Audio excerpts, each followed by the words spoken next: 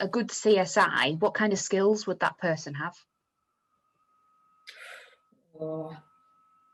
Lots, isn't there? Yeah, lots of different ones. But there's some key ones. I would say common sense. We always say if you've got common sense, you can be a crime scene investigator. I think that's probably number one of the skills that you have to have, because that's one of the ones that it doesn't matter if you've been to uni or anything, that's not something you can be taught really. Common sense is something that you've kind of got it or you haven't. Yeah, definitely. Okay. So yeah, you need common sense. You need to be, I think you just mentioned being methodical and logical. It's a very kind of sequential process that you work through at a crime scene. So you need to be quite detailed and quite methodical in your approach to work and the way that you do things. So you need to be organised and have kind of good time management skills as well. Mm-hmm. Mm-hmm. Yeah. I think another one of the big ones is observation skills, isn't it? Yeah. So obviously if you're examining a crime scene, you've got to be to observe your environment and be to realise what could be potential evidence, what looks out of place, that sort of thing. So you need to be really good with your observation skills.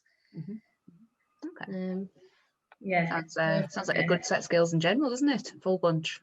It is. It's just, to be honest, it's those key transferable skills that can't be taught, like Dee said, that can be applied in crime scene investigation. There's a lot that you can be taught in-house and a lot that you can learn, but those kind of key skills like time management, prioritising your workload, observation skills, that kind of thing, they come with practice, and you can learn them over time.